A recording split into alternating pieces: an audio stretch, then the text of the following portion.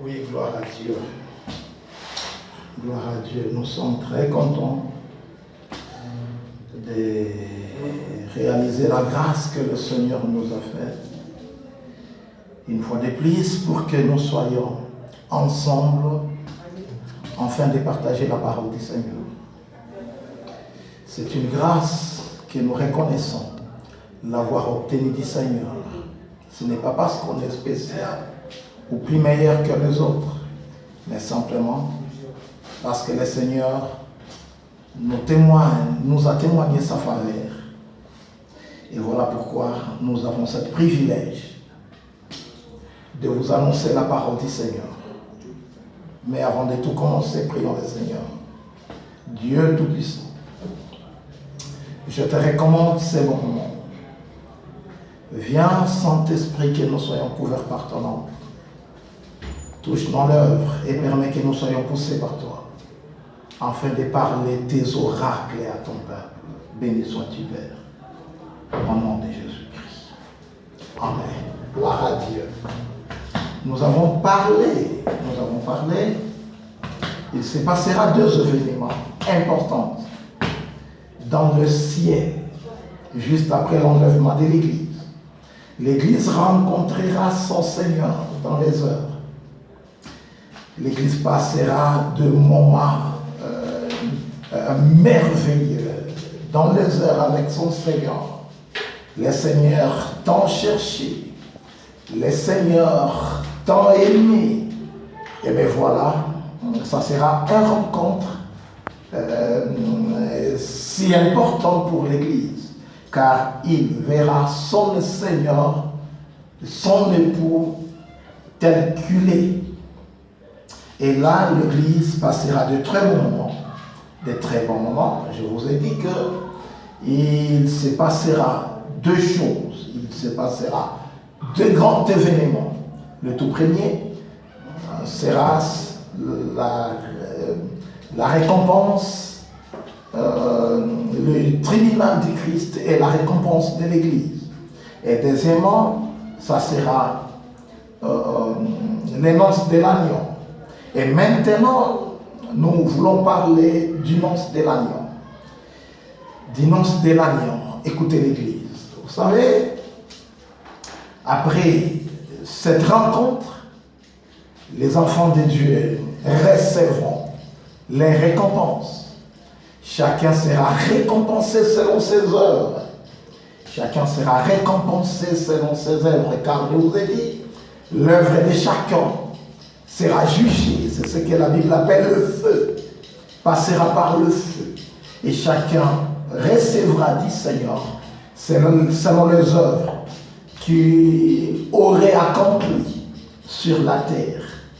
Et j'encourage un enfant de Dieu pour lui dire, faites beaucoup de bien à la gloire de Dieu. Lorsque nous sommes sauvés, nous devons travailler sur notre salut en faisant du bien.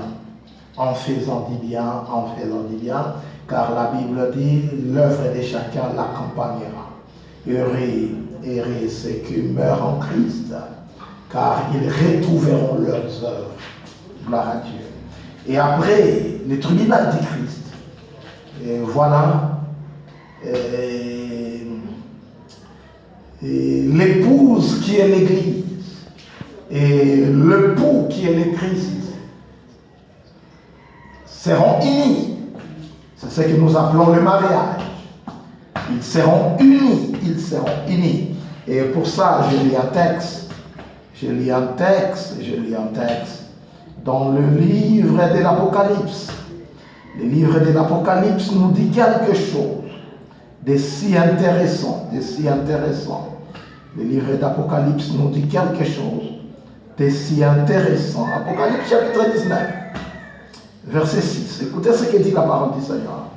J'ai entendu comme une voix d'une foule nombreuse, comme un bruit de grosses eaux et comme un bruit de fort tonnerre, disant Alléluia, car le Seigneur notre Dieu Tout-Puissant est entré dans son règne. Alléluia.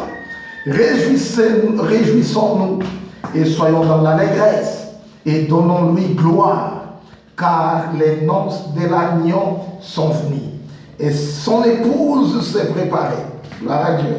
Et retenez que son épouse s'est préparée, et il lui a été donné de se revêtir d'un fin lin, éclatant pur, car le fin lin, ce sont les œuvres justes des saints. Et retenez, il lui a été donné de revêtir d'un fin lin éclatant pur. Gloire à Dieu. Et l'ange me dit, écrit, heureux ceux qui sont appelés au festin du noces de l'agneau. Et il me dit, ces paroles sont véritables paroles de Dieu. Retenez, heureux ceux qui sont appelés au festin de noces de l'agneau. Gloire à Dieu. Gloire à Dieu. Écoutez l'Église, écoutez. Et il y a le noces de l'agneau, qui est l'union du Christ avec son épouse, qui est l'Église. Je vous ai dit lors du mariage, c'est l'union de l'homme et de la femme. Lorsqu'ils signent, le deux devient un. Oh, gloire à Dieu. Ils deviennent un. Et bien, vous savez quoi? La femme retrouve la classe de son mari. La femme retrouve la classe de son mari. Et la femme partage en fait avec son mari sa gloire, son honneur ainsi que sa dignité. Et bien écoutez, Christ a quitté le ciel et il est venu sur la terre à la recherche de son épouse. Il est descendu plus bas, trop bas même, pour retrouver son épouse. Et c'est de là qu'il a tué son épouse, pour la ramener à sa classe. Car Christ, c'est le roi. C'est le roi de tous les rois. Et vous savez quoi? Il a tué son épouse pour la ramener dans sa classe. Et le voilà, le jour de leur union, que la Bible appelle le noces de l'agneau, le mariage du Christ avec son Église, les définissent pour qu'il s'efface que un. Gloire à Dieu, afin que la gloire du Christ devienne la gloire de son épouse. L'honneur du Christ devient l'honneur de son épouse. Et la dignité du Christ devient la dignité de son épouse. Que les définissent enfin de former un seul corps. Pour mieux comprendre ce concept, et je m'aimerais qu'on essaie un peu de visionner ce qu'a été le mariage et comment cela était organisé selon la coutume juive. Selon la coutume juive, il y a eu l'exigence de la virginité. Et bien vous savez quoi? La dignité reposait plus sur 2 filles vierges. Lorsqu'on épousait une vierge, et bien vous savez, il y a eu un signe. Le signe était la fille s'habillait en blanc, et puis ils se couvraient par une voile. Ils étaient couverts par une voile. Et mais écoutez, les jours du mariage, cette vierge devait être accompagnée par ses amis, afin qu'elle soit présentée à son épouse. À son époux plutôt, et à son époux. Et bien voilà, et ses collègues, ses amis l'accompagnaient, et cette vierge serait présentée par ses collègues bien sûr, à son époux. Et voilà pourquoi vous constaterez dans le livre des psaumes, il est dit quelque chose. Dans le livre des psaumes, il est dit quelque chose que nous la lisons pour se faire mieux comprendre. Psaume chapitre 45 nous dit quelque chose. Psaume 45 nous dit quelque chose. Écoutez, Psaume 45, verset 14. Psaume 45, verset 14. Tout resplendissante est la fille du roi dans l'intérieur du palais. Elle porte un vêtement tissu d'or. Elle est présentée au roi, vêtue de ses habits brandés et suivie des jeunes filles. Ces campagnes qui sont amenées auprès de toi. On les introduit au milieu des réjouissances et de l'allégresse. Elle entre dans le palais du roi. Gloire à Dieu. La Bible dit, tout resplendissante est la fille du roi. Dans l'intérieur du palais, elle porte un vêtement tissu d'or. Et mais vous savez quoi? Vous savez, on a habillé le marié. On l'a habillé avec des tissus d'or, et son visage était voilé, et ses collègues, ses amis, l'introduisaient dans le palais royal. On l'introduisait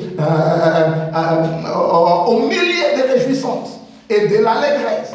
Elle entre dans le palais du roi. Gloire à Dieu, gloire à Dieu, gloire à Dieu, gloire à Dieu. C'est de cette manière que se déroulaient les mariages en Israël. Mais écoutez, cette image de la virginité corporelle, et charnelle bien sûr, dans la tradition juive, doit être comparée à la virginité spirituelle que doit avoir l'Église. Gloire à Dieu.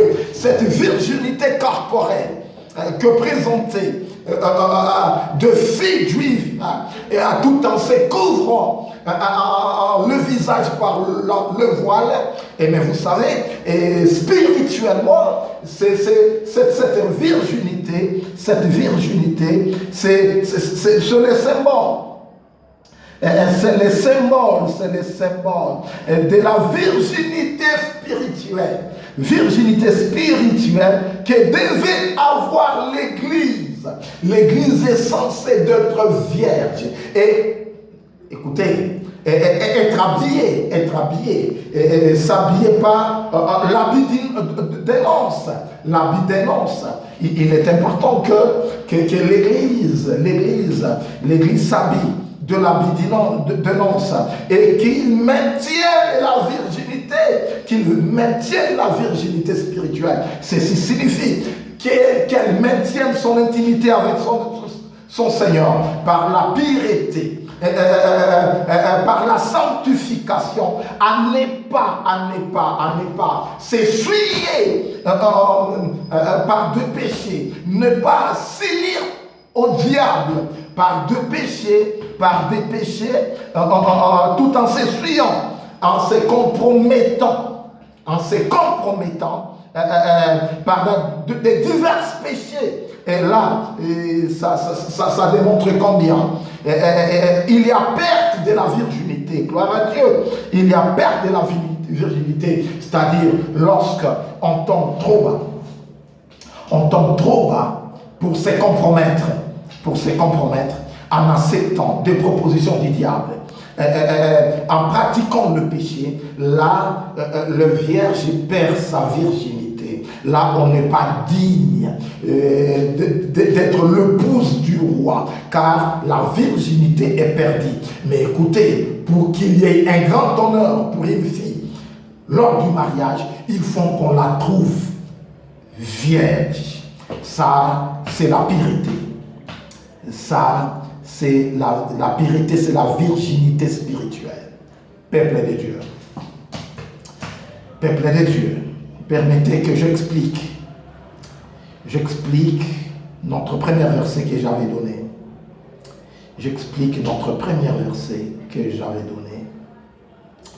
C'était l'Apocalypse 19, verset 6.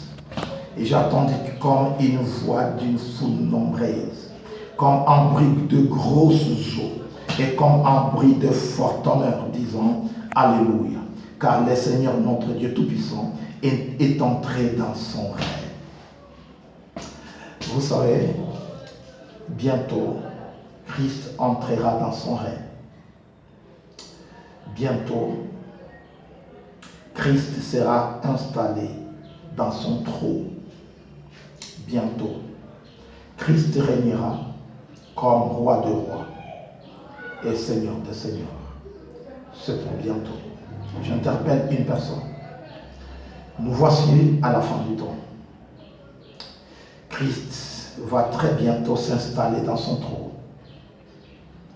Il va très bientôt s'installer dans son trône. Il va entrer dans son règne bientôt.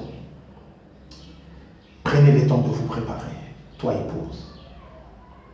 Voilà pourquoi il est dit réjouissons-nous et soyons dans l'allégresse, donnons-lui gloire, car les noces de l'agneau sont venues.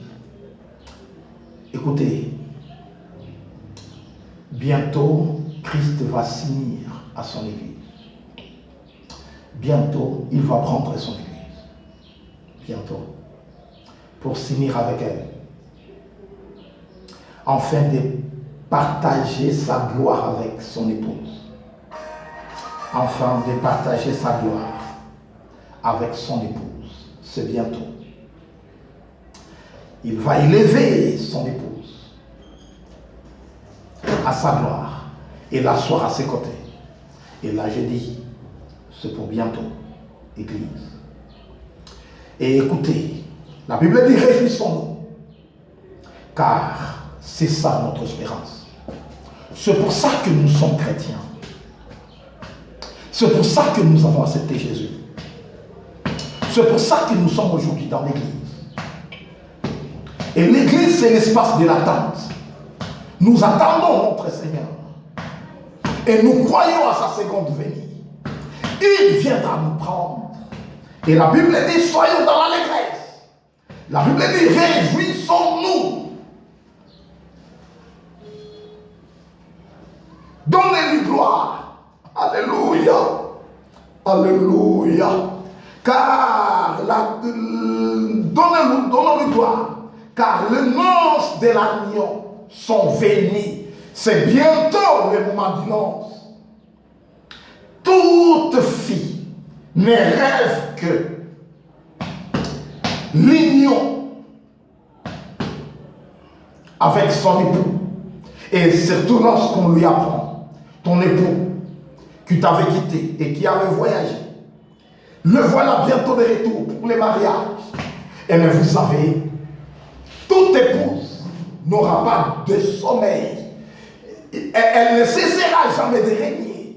C'est qu'elle sera le moment de la réunion. C'est cela que je vais demander à l'Église. Commencez à rêver. Commencez à rêver. Ayons de l'attente élevée de cette union, car bientôt on se réunit avec notre époux qui est le Seigneur Jésus-Christ. Gloire à Dieu. Et son épouse s'est préparée. C'est ici qu'il y a un problème. Son épouse s'est préparée. Il a été donné un temps, l'Église, de prendre son temps de se préparer avant d'être unis à son époux qui est le Seigneur Jésus-Christ. Il a été donné un temps. Et me voilà pourquoi Christ l'avait laissé et il était parti en lui laissant le temps à son épouse de se préparer. Et me voilà, l'époux arrive. L'époux arrive pour prendre son épouse qui est l'Église. Et écoutez, il est demandé à ce que l'épouse soit prête, que l'épouse se prépare. Toi, épouse, êtes-vous sûr d'être prête? Êtes-vous sûr d'être prête? Est-ce que vous êtes sûr que vous êtes prête? Est-ce que vous vous êtes réellement préparé? Est-ce que vous vous êtes réellement préparé? Est-ce que vous vous êtes réellement bien préparé? Car, souvenez-vous de la parabole qu'avait donnée le Seigneur Jésus. Souvenez-vous de la parabole qu'avait donnée le Seigneur Jésus-Christ. Les invités, ils avaient reçu l'invitation pour le nonce de son fils. Oui, gloire à Dieu. Vous savez, un grand nombre des invités ne voulurent pas venir. Et mais voilà, alors que les nonces étaient prêtes. Mais les invités n'en étaient pas dignes. C'est ce qui a fait que les rois envoient son troupe afin d'exterminer ses invités. Mais comprenez, il appela d'autres serviteurs pour leur dire, allez de partout, dans des carrefours, dans des lieux publics, rassemblez toutes ces personnes que vous trouverez, contraignez-les à venir, afin que tout ce qui est préparé ne soit pas gâché. Et mais voilà, on avait contraint beaucoup de personnes et que la salle était pleine. Lorsqu'il est sorti pour saluer ses invités, il trouva parmi les invités l'un qui n'avait pas porté les habits des nonces. Écoutez, le temps nous est donné pour que nous nous préparions aux nonces de l'agneau. Gloire à Dieu. Le temps nous est donné pour que nous nous préparions. Voilà pourquoi vous avez constaté Apocalypse et nous est dit, Apocalypse 19 nous est dit au verset 8. Apocalypse nous est dit ceci. Il lui a été donné de se revêtir d'un fin lin éclatant et pire. On ne peut pas s'habiller n'importe comment. Il y a l'habit approprié pour cette nonce de l'agneau. Il y a l'habit approprié qu'on doit tous porter pour être acceptés dans la salle de la fête. Il y a l'habit approprié à porter. Et bien écoutez, cet homme s'est habillé différemment de tous les autres invités. Et bien voilà, le roi lui posa la question, comment es-tu entré ici sans avoir l'habit des nonces? Écoutez, peuple de Dieu, écoutez, le temps nous est donné. Et ce temps, c'est le temps de se préparer. Et aujourd'hui, on a mis à la disposition de l'Église tous des objets de toilette nécessaires pour la préparation de l'épouse. Pour la préparation de l'épouse, il y a tous ces objets importants pour la préparation de l'épouse. Mais écoutez, l'épouse est appelée à se préparer, à se maquiller, à utiliser ces objets de maquillage pour qu'elle apparaisse belle devant son époux. Gloire à Dieu. Et mais voilà, on est là, souvenez-vous de l'histoire des Gaï qui avait la responsabilité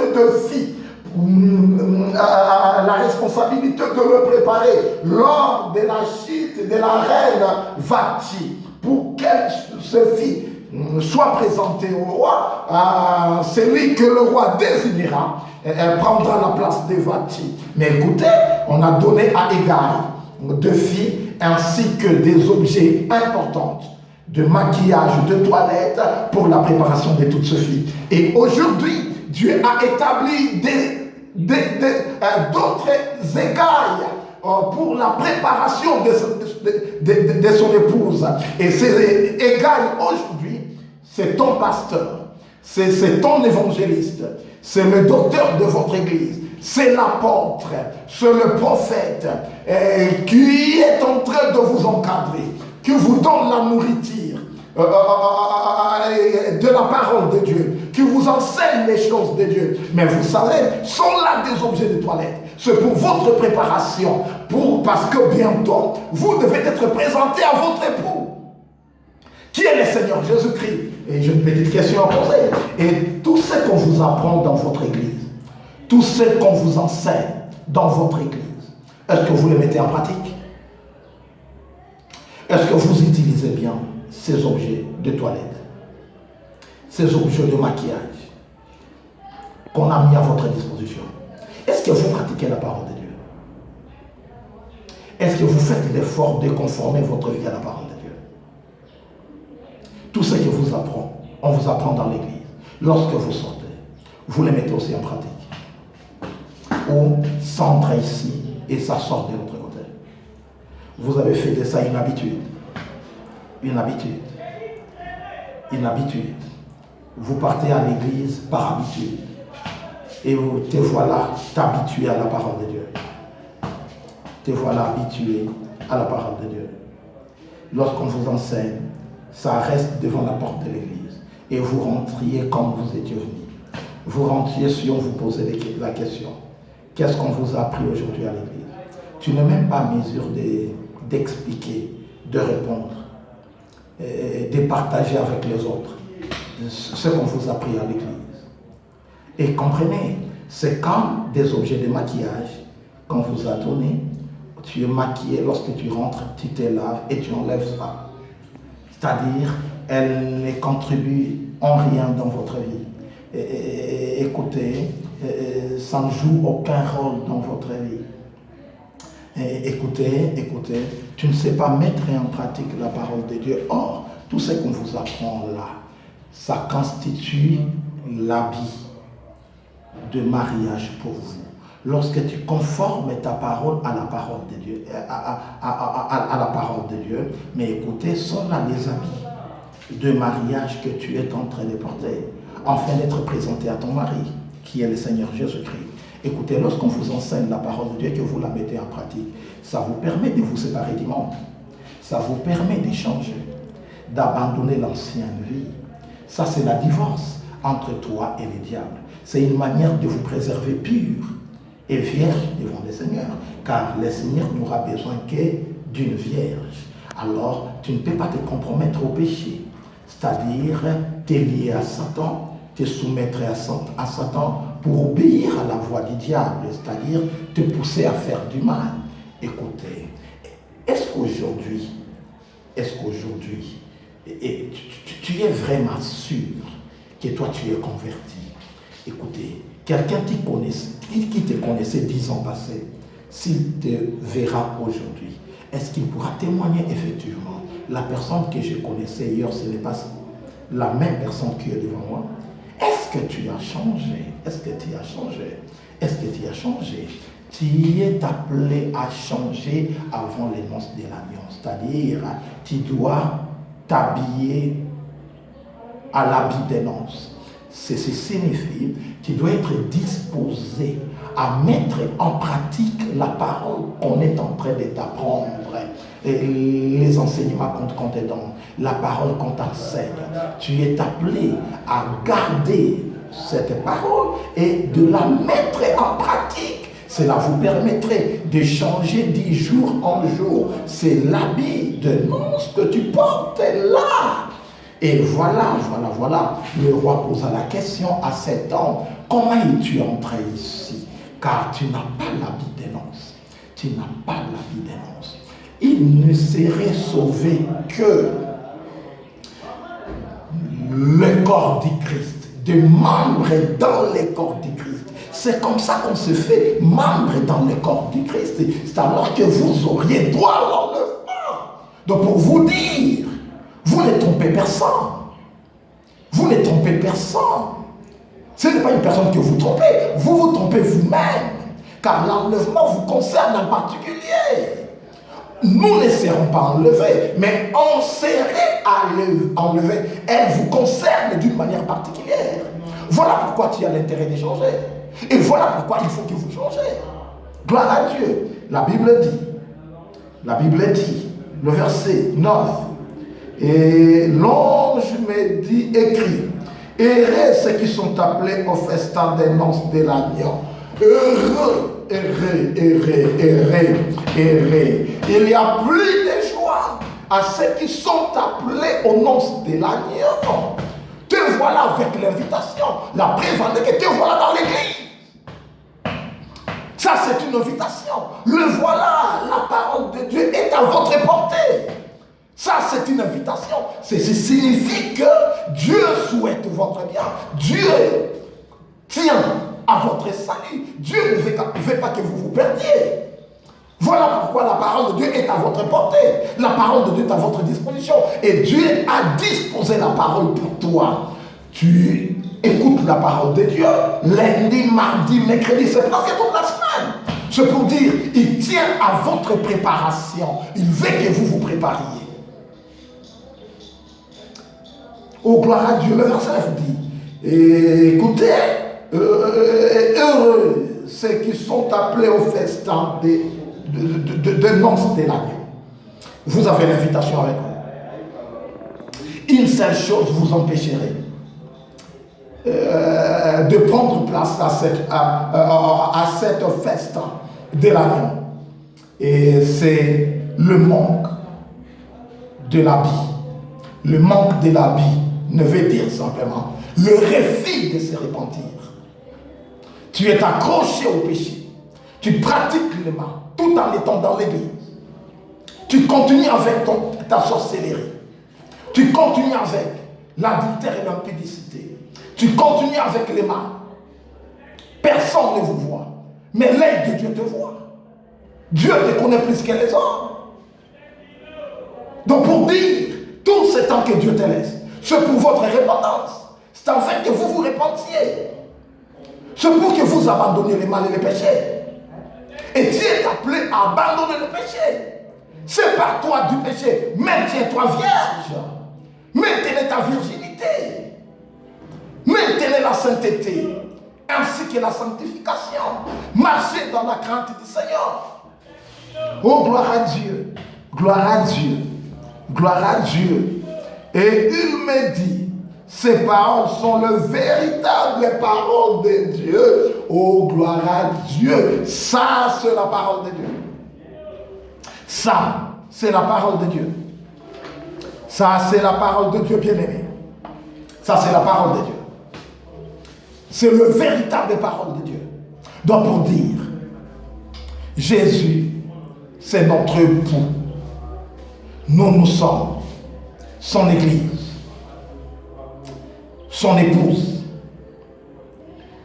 Habillons-nous.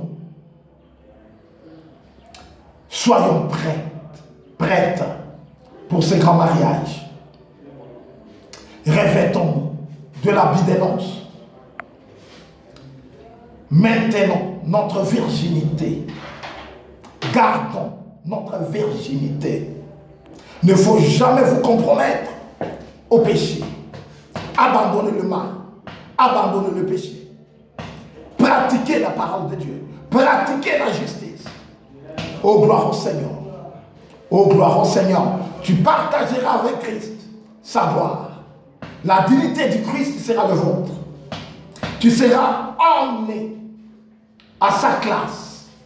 Oh, écoutez, tu seras unis à lui. Écoutez, nous serons avec lui. Nous passerons de moments merveilleux avec lui. Ça sera une jouissance qui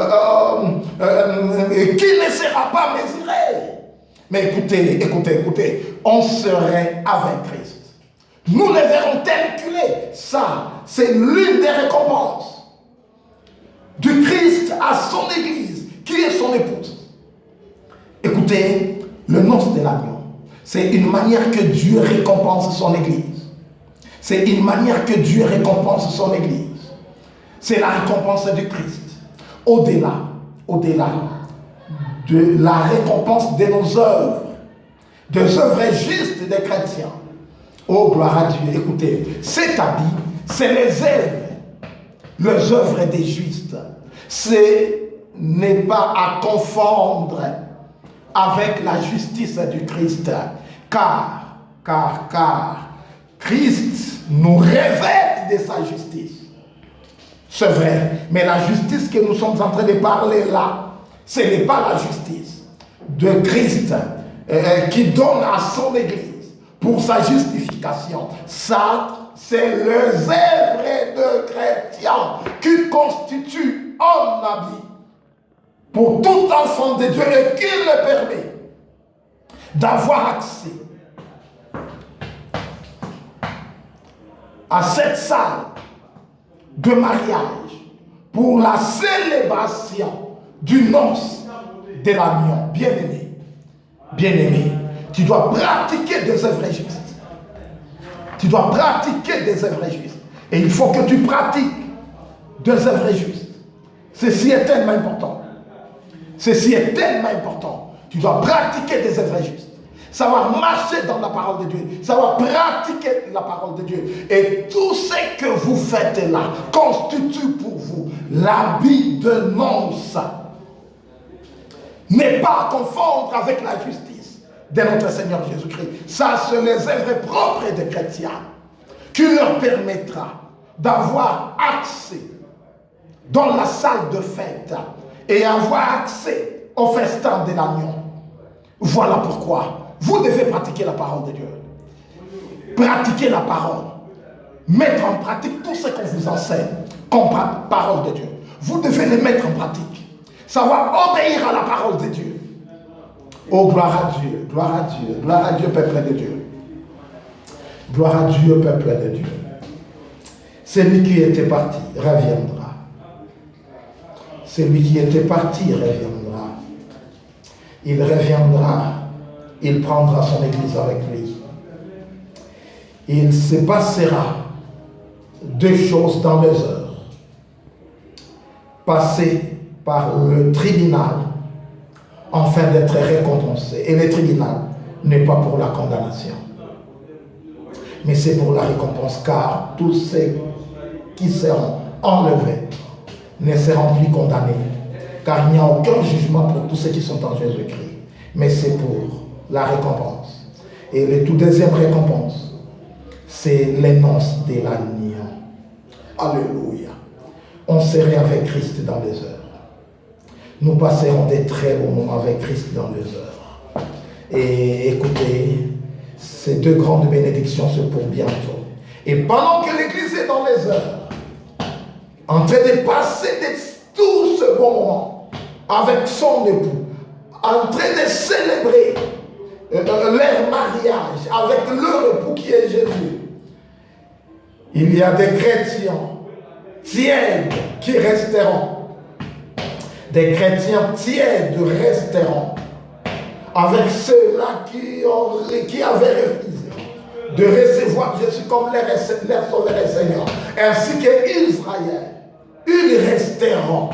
Et mais voilà, comme je vous avais dit, pendant que l'Église célèbre le noces de l'agneau, il se passera des choses sur la terre. Il se passera des choses sur la terre. Et la fois prochaine, nous parlerons de tous ces événements qui se passera sur la terre pendant que l'Église sera dans le nuée avec Christ, afin de célébrer la grande fête, le noces de l'agneau. Gloire à Dieu. Voilà tout ce que le Seigneur avait mis dans mon cœur pour que nous la partagions. Pour que nous la partagions. Peuple de Dieu. Peuple de Dieu. Il y a des choses devant nous. Comme Jean disait, une voix lui dit, monte ici. Je vais te montrer des choses qui vont t'arriver. Il y a des choses. Il y a des événements qui est annoncé et qui devait arriver. Et c'est là, devant cette génération, à vous de vous préparer. Car l'espace de temps qui nous est donné, Dieu nous les a laissés pour que nous nous préparions. Est-ce que vous êtes prêts? Si Christ revenait aujourd'hui, est-ce que vous partirez? Je vous ai dit, acceptez de tout mon cœur. N'attendez pas la grande tribulation. Car il serait difficile à une personne de s'en sortir à ces grandes tribulations. Et il serait difficile. Et je vous conseillerais, comme la Bible dit, heureux, ceux qui participeront dans le premier enlèvement. Heureux. Et j'aimerais que vous participez au premier enlèvement. Et voilà pourquoi vous êtes appelés à vous préparer. Toi qui n'as pas accepté encore Jésus, il n'y a que Jésus. Jésus est le chemin. C'est par Jésus que nous nous rendions à Dieu. Préparez-vous par la grâce de Dieu. Et parce que comme du fait que c'est Jésus qui est notre moyen de préparation, tu as l'intérêt de les recevoir dans votre vie comme votre Seigneur et votre Sauveur. Et ouvrez-lui ton cœur, donnez à Jésus ton cœur et acceptez de le recevoir pour ton Seigneur et Sauveur. Et pour ça, je n'aimerais que vous priez avec moi. Priez avec moi et tu répètes tout le mot que moi je prononce. Gloire à Dieu. Seigneur Jésus, j'ai écouté ta parole. Mon cœur est touché. Je t'ouvre mon cœur, Jésus, et je t'invite, viens. Entrer dans mon cœur. Je t'accepte pour mon Seigneur et Sauveur. Prends la direction de ma vie à partir de maintenant. Dirige mes pas. Au nom de Jésus. Et dès ce jour, jusqu'à la fin de ma vie, merci Jésus. Merci pour m'avoir sauvé. Et toi, peuple de Dieu, toi, enfant de Dieu, toi qui m'as suivi, est-ce que ta vie est prête de rencontrer le Seigneur Jésus? Épouse de Jésus, êtes-vous habillée? Est-ce que tu portes cet habit de mariage, toi enfant de Dieu?